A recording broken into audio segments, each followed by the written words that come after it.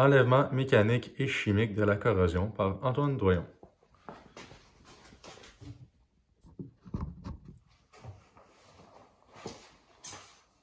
On enlève la corrosion pour arrêter l'expansion de celle-ci. Tant qu'il y a de la corrosion, qu'elle soit minime ou sévère, elle va prendre de l'expansion.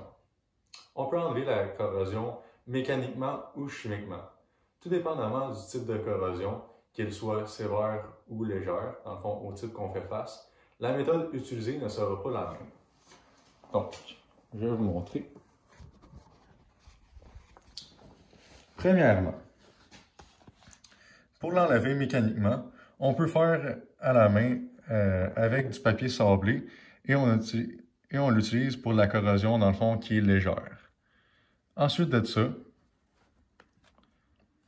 ici, nous voyons un sablage avec des outils pneumatiques ou électriques, tout dépendamment de l'accès qu'on a.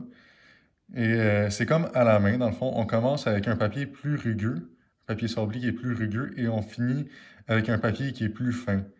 Et ça, dans le fond, avec des outils rotatifs, c'est pour de la corrosion qui est un peu plus sévère.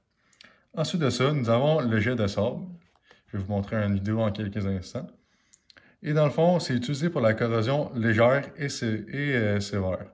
Dans le fond, le jet de sable ça peut être utilisé autant pour les corrosions qui sont sévères et légères. Et dans le fond, c'est une méthode qui est très efficace. Et vous allez voir pourquoi j'ai dit ça dans la vidéo. Dans le fond, nous pouvons voir qu'il asperge avec du sable sa pièce et la corrosion de surface s'enlève très facilement. Ensuite de ça, nous avons pour l'enlèvement chimique, le produit utilisé est dans le fond du dioxydine.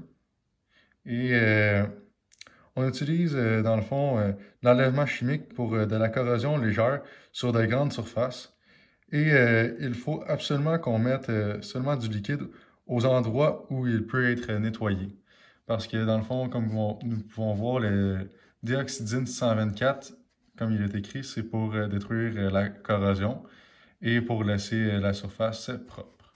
Dans le fond, du dioxydine, ici nous avons un monsieur qui nous montre une pièce qui est corrodée, comme nous pouvons voir. Et il va la tremper